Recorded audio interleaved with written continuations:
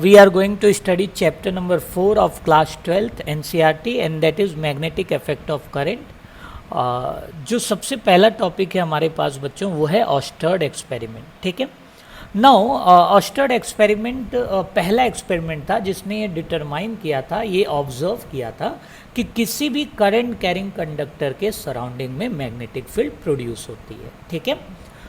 सबसे पहले मैं आपको एक बात बता दूं कि जब मैग्नेटिक फील्ड का प्रेजेंस हम डिटरमाइन कैसे कर सकते हैं, तो हम यूज़ करते हैं मैग्नेटिक निडल्स में. आपके पास भी होगा, आपने कई बार देखा होगा, आजकल की रिंग में भी उसको रखते हैं. तो मैग्नेटिक निडल में खासियत होती है कि magnetic needle shows deflection when ever it is placed in external magnetic field. जब भी इसको कभी भी इस एक्सटर्नल मैग्नेटिक फील्ड अगर ये प्रेजेंस करेगा तो ये डिफ्लेक्शन शो करेगा. ठीक है. नाउ ऑस्टर्ड एक्सपेरिमेंट में एक वायर ले लिया गया और उसमें हमने करंट को फ्लो कराया गया और हमने एक स्विच ले लिया के, जो कि आपको क्लियरली फिगर में दिख रहा होगा, और एक मैग्नेटिक निडल प्लेस कर दिया गया. ठीक है. इस मैग्नेटिक निडल को आप दो जगह प्लेस कर सकते हो, एक वायर के ठीक नीचे जिसे अंडर दी वायर कहते हैं और एक वायर के ठीक ऊपर जिसे ओवर दी वायर कहते हैं. तो लेट सपोज मैंने जो मैग्नेटिक निडल है वो अंडर द वायर अगर प्लेस किया गया हो और जो करंट है आप देख रहे होगे करंट इज़ फ्लोइंग.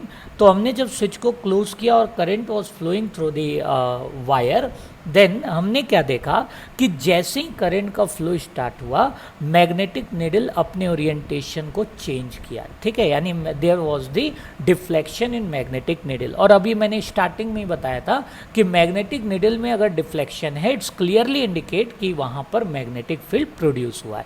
अब क्या किया इन्होंने नेक्स्ट स्टेप में, what we have to do is we have to just open the key. अब जैसे ही हमने की को ओपन कर दिया obviously no current will flow in this circuit, और उसकी वजह से हमने देखा कि कोई भी डिफ्लेक्शन भी मैग्नेटिक निडल में नहीं हुआ. इससे ये कंक्लूजन हमने निकाल लिया कि कभी भी करंट कैरिंग कंडक्टर के अगल बगल अगर आप मैग्नेटिक निडल रखते हो, ठीक है, तो मैग्नेटिक निडल में डिफ्लेक्शन होगा, वो जो कि क्लियरली इंडिकेट करेगा कि magnetic field is present in the surrounding space of the current carrying conductor. ठीक है. अब इसमें एक और चीज़ देखा गया कि क्या करंट का डायरेक्शन चेंज करने में क्या कोई मैग्नेटिक फील्ड मैग्नेटिक निडल के डिफ्लेक्शन में चेंज आता है. तो यस, जब भी डायरेक्शन चेंज कर दिया गया, या याद रखिएगा पोजीशन भी अगर आप चेंज करते हो, अगर आप अंडर से ओवर रखते हो मैग्नेटिक निडल को, तो भी डायरेक्शन ऑफ डिफ्लेक्शन चेंज होता है, जिससे क्लियरली पता चलता है कि कहीं ना कहीं मैग्नेटिक फील्ड में भी चेंज आ रहा है. यानी कि अब इसको डिफाइन कैसे किया गया डायरेक्शन को, तो एक आपने 10th क्लास में पढ़ा होगा स्नो रूल. स्नो रूल क्या कहता है कि if current flows in south to north direction, स्नो rule south to north direction, and magnetic needle is placed over the wire, then the deflection of magnetic needle will be in west direction. ठीक है.